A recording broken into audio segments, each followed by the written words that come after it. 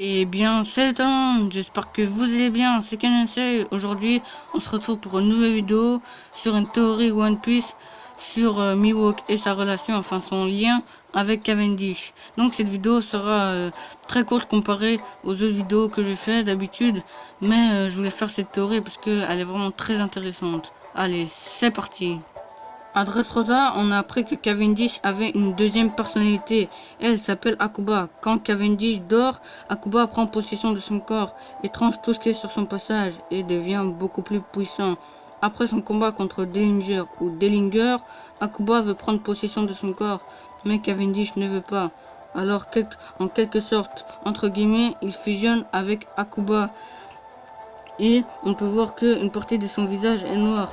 Mais c'est pas ça qui va m'intéresser. C'est son œil bleu. Et on peut voir de l'autre côté de son visage, il a un œil orange-jaune ressemblant très fortement à celui de Mihawk.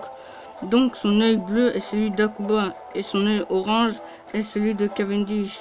Donc je pense que Mihawk a une deuxième personnalité, tout comme Cavendish. Je pense que quand Mihawk avait à peu près 15 ans durant son adolescence, il avait une deuxième personnalité qu'il ne pouvait pas contrôler. Et la marine mettait une prime sur sa tête. Un peu comme Cavendish qui lui a une prime à cause de sa deuxième personnalité et n'avait pas d'autre choix de devenir pirate. Et je pense que c'était pareil pour Mihawk. Par la suite, il réussira à contrôler sa deuxième personnalité et avoir conscience de ce qu'il fait. Par la suite, il eut un équipage et sera le capitaine, ce qui fera monter sa prime. Après ça, je pense que son équipage se fera décimer par un autre, où il y aura eu un grand accident, un peu comme dans la bataille d'Edward, où il y a eu un tsunami, enfin une très grosse vague. Et Mihawk n'en sera que le seul survivant. Après ça, il devint un grand corsaire et eut une grande rivalité avec Shanks.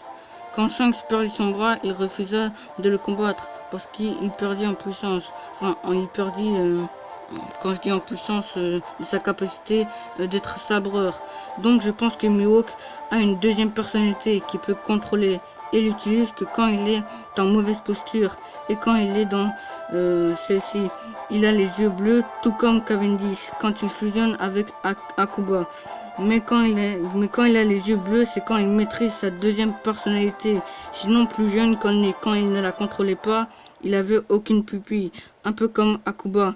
Donc, imaginez la puissance qu'il a quand il est dans sa deuxième personnalité qui contrôle. Je pense qu'il serait beaucoup plus rapide comme Akuba. Et quand il tranche une personne, sa blessure est beaucoup plus profonde. Ou il pourrait carrément le couper en deux.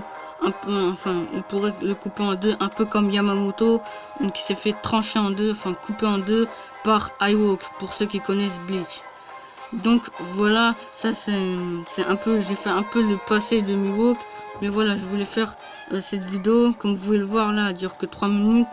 Bon, dites-moi si vous êtes d'accord avec cette théorie, mais je voulais vraiment la faire parce que moi je la trouve vraiment bien. Mais voilà, donc je prépare aussi d'autres théories, ne vous inquiétez pas, sur les samouraïs de Wano Kuni et sur la pègre. Donc voilà, on se dit à la prochaine. Dites-moi si vous avez aimé cette théorie, si vous êtes d'accord. Je sais qu'il y a beaucoup de spéculations, mais voilà. Je sais quand même qu'il y en a qui vont quand même venir rager, mais bon. Après, ça reste mon avis. Dites-moi si vous êtes d'accord. On se dit à la prochaine. Allez, salut!